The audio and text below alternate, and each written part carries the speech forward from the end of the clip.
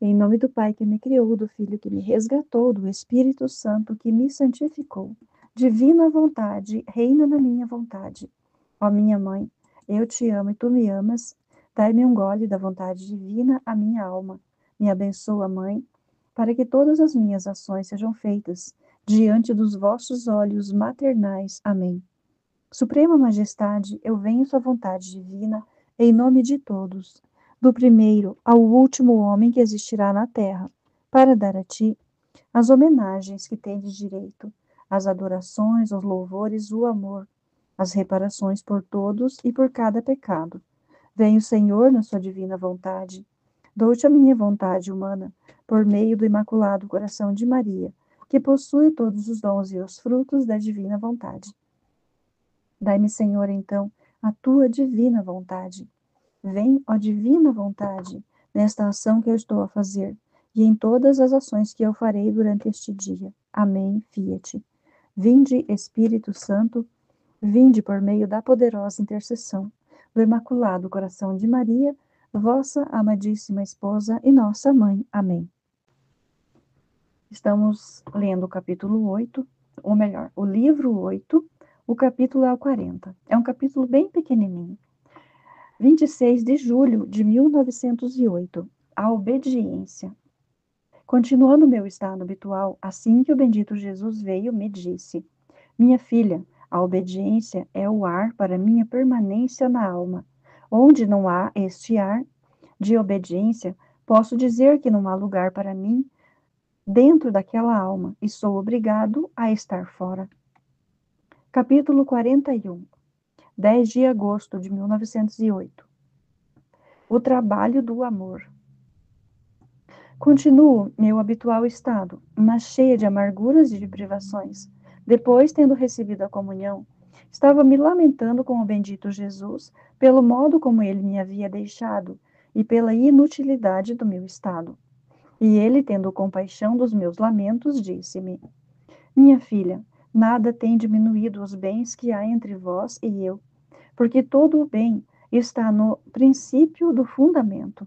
Quando duas pessoas se unem com vínculo de amizade ou união de matrimônio, e além disso, se fizeram dons e se amaram tanto de se tornarem indivisíveis, tanto que um tomou e copiou em tal grau ao outro, que sente em si mesmo o ser da pessoa amada, se por alguma extrema necessidade estão obrigados a estar um longe do outro, acaso vem diminuir aqueles dons ou diminuir o amor?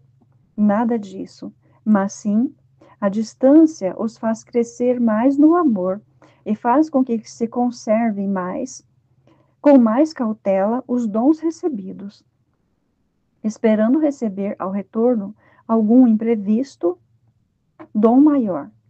Mais ainda, tendo copiado em si a pessoa amada, parece que para ela não há distância, porque em sua voz sente correr a voz do amado, pois o tem imitado. Sente-o correr em sua mente, em suas obras, em seus passos.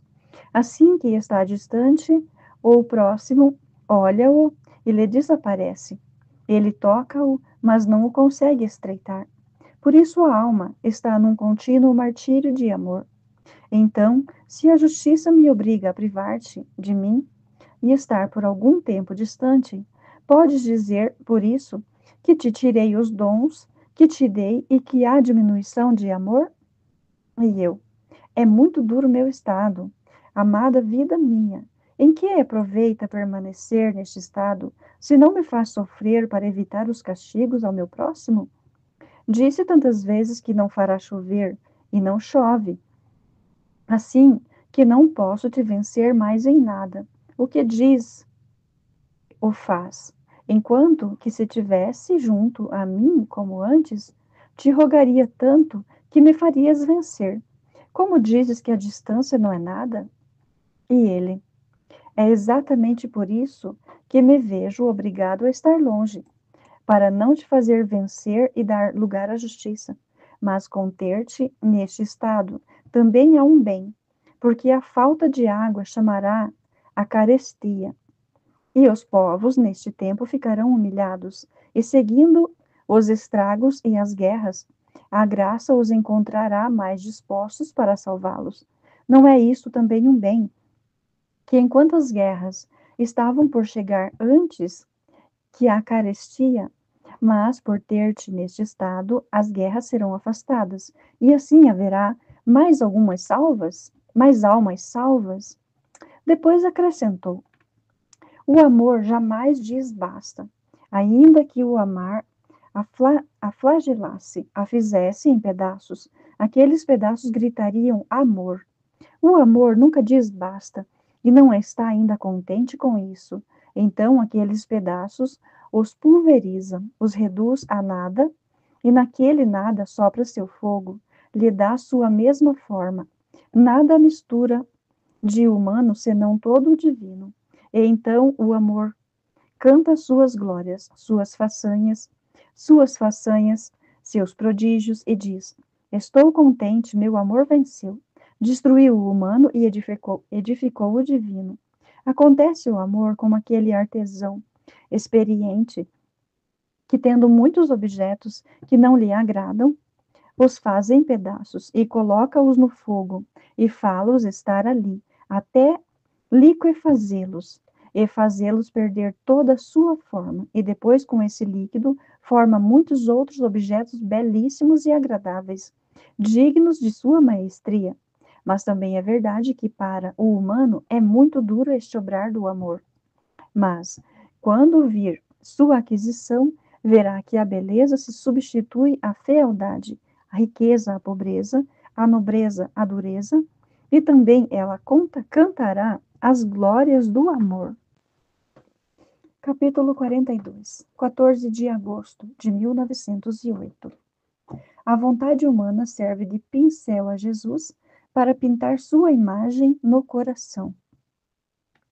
Tendo recebido a comunhão, via a criança dentro de mim, como se procurasse uma coisa importante, e eu disse: meu querido, o que procuras com tanta atenção? E ele me respondeu: filha, estou buscando o pincel de sua vontade para poder pintar minha imagem em seu coração. Porque, se não me deres a tua vontade, falta-me o pincel para poder pintar-me livremente em ti. E assim como a vontade me serve de pincel nas minhas mãos, assim o amor serve-me de pintura para poder imprimir a variedade das cores da minha imagem. Além disso, assim como a vontade humana me serve de pincel, assim minha vontade serve de pincel nas mãos da alma, para pintar sua imagem em meu coração. E em mim encontrará abundante tinta de amor para variedade de cores. Capítulo 43. Capítulo 43. 19 de agosto de 1908. A alma deve semear o bem com todo o seu ser. Tendo feito a meditação de que quem semeia o bem colherá o bem, e quem semeia vícios colherá males, estava pensando em qual seria o bem que eu poderia semear, estando em minha posição, miséria e inabilidade. Neste momento senti-me recolhida e ouvia-me dizer-me dentro: contudo, com todo o seu ser, a alma deve semear o bem. A alma tem uma inteligência mental, e esta a deve aplicar a compreender a Deus, e pensar sempre no bem, jamais deixar entrar na mente alguma má semente. E isto é semear bem com a mente. Assim, da boca, nunca semear sementes más, isto é, palavras más indignas de um cristão, mas sempre dizer palavras santas, úteis, boas, isto é, semear bem com a boca, assim com o coração, amar só a Deus, desejar, palpitar, tender a Deus, isto é, semear bem com o coração. Com as mãos, fazer obras santas, com os pés, caminhar atrás dos exemplos de nosso Senhor. E eis outra semente boa. Eu, ao ouvir isto, pensava entre mim: assim, na posição, posso também eu semear bem, apesar da minha extrema miséria. Mas eu pensava com certo temor pelas contas que o dono do campo me pedirá se semeei bem ou não. E em meu interior ouvia repetir: minha bondade é tão grande que faz muito mal, quem me dá a conhecer como severo e muito exigente, rigoroso, ó, que afronta fazem ao meu amor. Eu não pedirei outra conta do que do pequeno terreno que lhes dei. E não por outra coisa pedirei as contas, senão para lhes dar o fruto de suas colheitas, dando a inteligência. Por quanto mais me tenha compreendido em vida, tanto mais me compreenderá no céu. E quanto mais me entender, com alegria e bem-aventurança será inundada, dando à boca o fruto dos vários gostos divinos, harmonizando a sua voz sobre todos os outros bem-aventurados, e suas obras, dando-lhes a colheita de meus dons, e assim tudo o resto. Capítulo 44, 23 de agosto de 1908. Sinal para saber se há culpa na alma durante a privação. Continuando meu estado habitual, estava muito pensativa sobre o estado de minha alma e dizia entre mim: quem sabe que mal há entre minha alma, que o Senhor me priva dele e me deixa abandonada a mim mesma? Enquanto estava nisto, assim que veio, me encheu toda dele, e todo o meu ser a ele se dirigia. Nem sequer uma fibra, nenhum movimento que não estendesse a ele. Depois me disse: viu, minha filha, o sinal quando a alma há alguma culpa, o sinal quando na alma há alguma culpa, quando se encontra privada de mim, é que voltando eu a fazer-me ver, não fica toda cheia de Deus, nem seu ser se encontra disposto a submergir tudo em mim, de modo que nem sequer uma fibra fique que não esteja fixada em seu centro. Onde há culpa ou alguma coisa que não é toda minha, nem eu posso enchê-la, nem a alma pode mergulhar em mim. A culpa, a matéria, não pode entrar em Deus, nem correr para ele. Por isso, acalma-te e não queiras perturbar-te. Capítulo 45, 26 de agosto de 1908. A constância no bem faz crescer a vida divina na alma. Encontrando-me em meu habitual estado, estava toda afligida e quase aturdida pelas habituadas privações. Então, como de fuga, veio e me disse: minha filha, ao que quero que preste mais atenção é a constância no bem, tanto no interior como no exterior, porque a repetição de me amar, de tantos atos interiores e do bem constante, faz crescer sempre a vida divina na alma, mas com tal energia que se pode comparar aquele bebê que, crescendo em um ar bom e com alimentos saudáveis, cresce sempre bem, com plena saúde, até que chegue à devida estatura, sem ter tido necessidade nem de médicos, nem de medicamentos, e mais. É tão robusto e forte que alivia e ajuda os outros. Enquanto quem não é constante cresce como aquela criança que não se alimenta sempre de alimentos saudáveis e vive em um ar pútrido, cresce doente, e como os membros não têm força para desenvolver-se e crescer por falta de bom alimento, desenvolvem-se com defeitos. Portanto, onde se forma um tumor, onde um abscesso, assim que caminha vacilante, fala fastidiosamente. Pode-se dizer que é um pobre aleijado. E embora alguns membros bons são misturados, a maioria são defeituosos. E apesar de consultar médicos e tomar medicamentos, pouco ou nada ajudá-lo, porque o sangue está infecto pelo ar pútrido, e os membros são fracos e defeituosos por sua má nutrição. Então será um homem, mas não chegará à estatura devida e terá necessidade de ajuda sem poder ajudar os outros. Assim é a alma inconstante.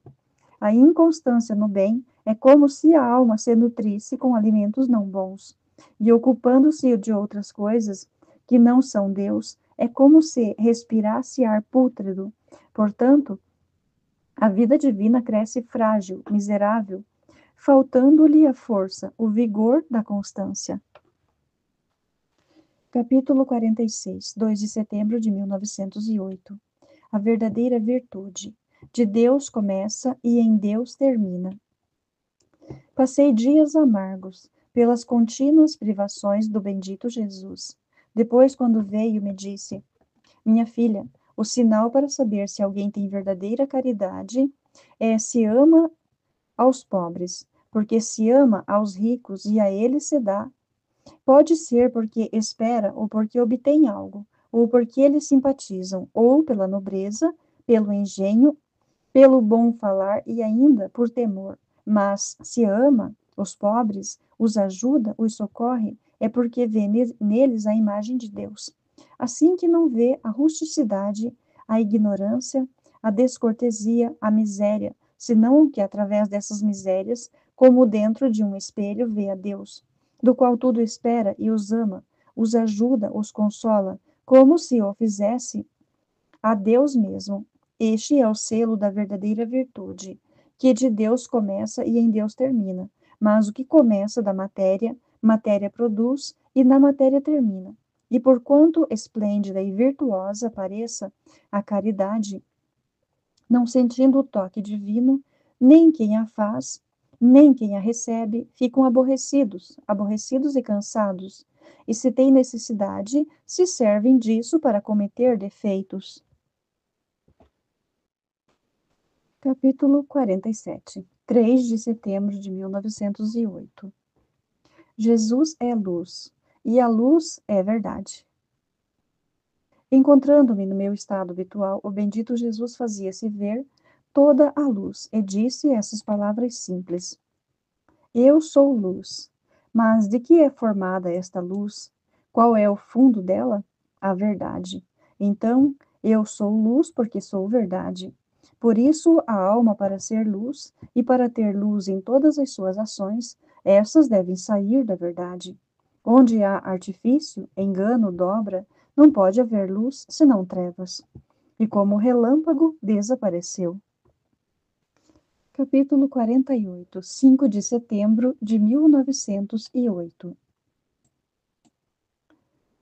Segundo o seu estado, a alma sente os diversos efeitos da presença de Deus.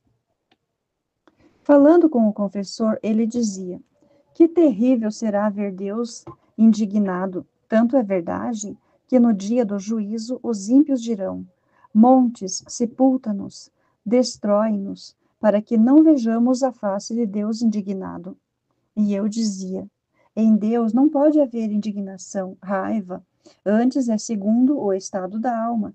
Se é boa a presença divina, suas qualidades, seus atributos, a atraem toda em Deus, e ela se consome mergulhando toda nele. Se é má, sua presença a oprime, a rechaça longe dele. Se a alma, vendo-se rechaçada e não sentindo nela nenhum germe de amor para com um Deus tão santo, tão belo, ela é tão feia e má. Quereria afastar-se de sua presença, mesmo destruindo-se a si mesma, se fosse possível. Portanto, em Deus não há mutação, senão que, segundo somos nós, assim se sentem os efeitos. Depois pensava entre mim, quantos desatinos, disse. Por isso, ao fazer a meditação durante o dia, enquanto Jesus veio, me disse: Minha filha, está bem dito que eu não me mudo, senão que conforme muda a criatura, assim sente os diversos efeitos de minha presença. Com efeito, como pode temer quem me ama? Se sente correr todo o meu ser no seu, e ele forma sua própria vida, pode temer a minha santidade se ela toma parte dessa mesma santidade? Pode envergonhar-se ante minha beleza? Se sente busca embelezar-se, se sente buscar embelezar-se mais para agradar e para assemelhar-se mais a mim? Se sente correr em meu sangue, se sente correr em seu sangue, em suas mãos, em seus pés, em seu coração, em sua mente, tudo, todo ser divino, de modo que é coisa sua, todo seu, e pode temer, pode envergonhar-se de si mesma? Isso é impossível. Ah, minha filha, é o pecado que lança tal confusão e desordem na criatura.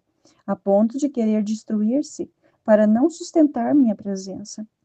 O dia do julgamento será terrível para os maus, pois, não vendo neles germe de amor, mas sim ódio para comigo, minha justiça me impõe não amá-los.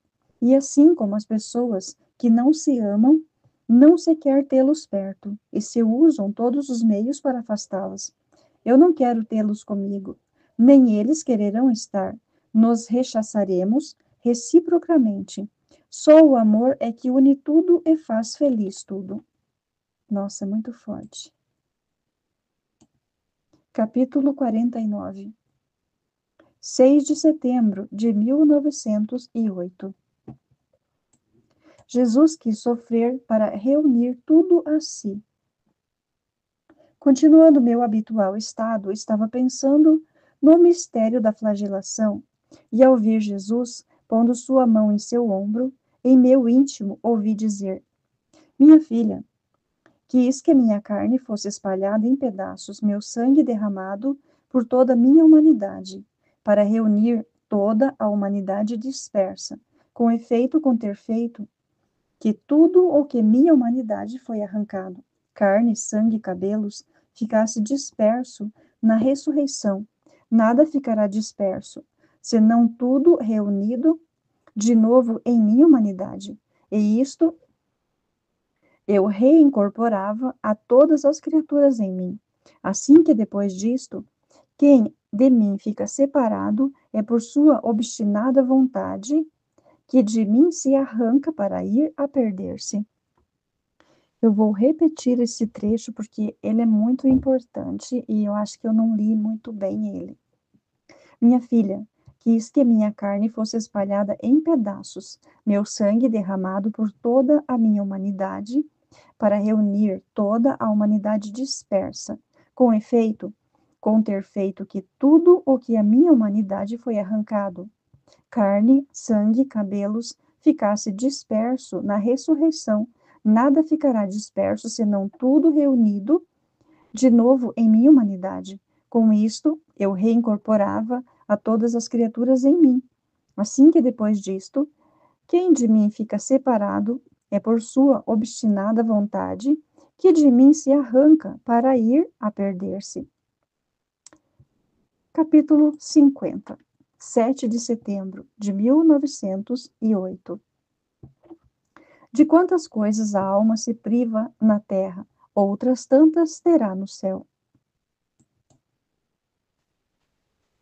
Encontrando-me no meu estado habitual, assim que veio o bendito Jesus, me disse: Minha filha, de quanto mais coisas a alma se priva aqui, outras tantas de além terá no céu. Assim, quanto mais pobre na terra, tanto mais rica no céu. Quanto mais privada de gostos, de prazeres, de diversões, de viagens, de passeios na terra, tantos gostos, prazeres tomará em Deus. Oh, como passeará nos espaços dos céus, especialmente em os céus imensuráveis dos atributos de Deus, porque cada atributo é um céu e um paraíso a mais, e de entre os bem-aventurados, quem entra apenas, e pode-se dizer que fica como a princípio dos atributos de Deus. Quem caminha ao meio, quem ainda mais dentro, e quanto mais caminha e se aprofunda, gosta mais, goza mais, diverte-se mais. Então, quem deixa a terra, toma o céu, mesmo que seja uma pequena coisa. Daqui se segue que quem mais desprezado, mais honrado, quem mais pequeno, maior, quem mais submisso, mais domínio, e assim por diante. Mas, apesar disso, entre os mortais, quem é o que pensa em privar-se de alguma coisa na terra para tê-la eternamente no céu? Quase nenhum. Capítulo 51, 3 de outubro de 1908. Em quem está contínua atitude de agir o bem, a graça está com ela. Esta manhã, o bendito Jesus, enquanto fez ver mal a sua sombra, disse-me: Minha filha, enquanto a alma está em contínua atitude de agir o bem, a graça está com ela e dá vida a todo o seu agir. Se depois está indiferente em fazer o bem ou em ato de agir o mal, a graça se retira, porque não são coisas suas, e não podendo tomar parte, nem fornecer-lhe sua mesma vida, com sumo pesar se afasta, muito pesaroso. Por isso, queres que a graça esteja sempre contigo, que é minha mesma vida forme a tua. Vou ler novamente essa parte. Minha filha, enquanto a alma está em contínua atitude de agir o bem, a graça está com ela e dá vida a todo o seu agir. Se depois está indiferente em fazer o bem ou em ato de agir o mal, a graça se retira porque não são coisas suas, e não podendo tomar parte, nem fornecer-lhe tua mesma vida, com sumo pesar se afasta.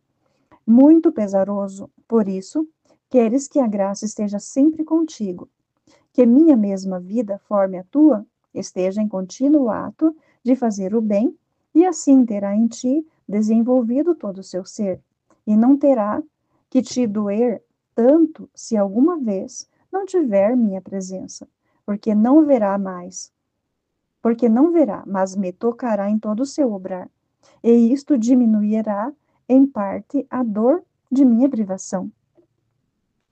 Capítulo 52, 23 de outubro de 1908. Como a ciência divina está no reto agir. Continuando meu habitual estado, assim que veio o bendito Jesus me disse: Minha filha, toda a ciência divina se contém no reto agir, porque no reto se contém tudo o belo e o bom que se possa encontrar. Encontra-se a ordem, a utilidade, a beleza, a maestria. Portanto, um trabalho é bom porque é ordenado bom, mas se os fios são torcidos e conduzidos erroneamente, não se entende nada. Não se vê mais que uma coisa desordenada, que não será nem útil nem boa. Por isso eu, desde as coisas maiores até as mais pequenas que fiz, se veem todas arrumadas e todas servem a uma finalidade útil, porque a fonte de onde saíram foi meu reto agir. Agora a criatura, por quanto seja boa, tanta ciência divina conterá em si, e tantas coisas boas sairão dela, porquanto seja reta. Basta um fio torcido em seu obrar para desordenar-se a si mesma, e as obras que dela saem, e ofuscar a ciência divina que contém. Quem sai do reto, sai do justo, do santo, do belo, do útil, e sai dos limites nos quais Deus a pôs.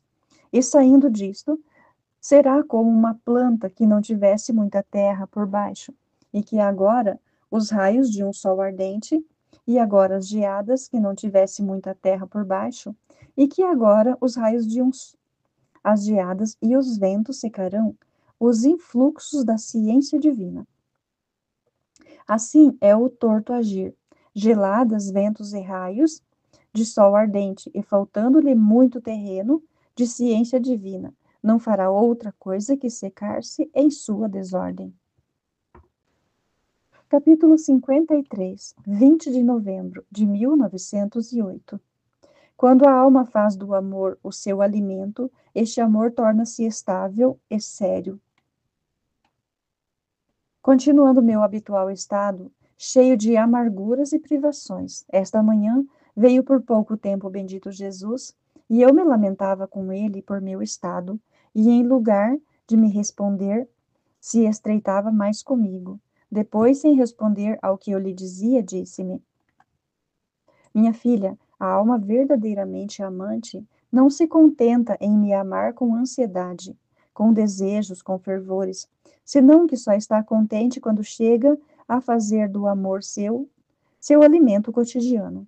Então o amor se faz estável, sério, vai perdendo todas aquelas superficialidades de amor às quais a criatura está sujeita.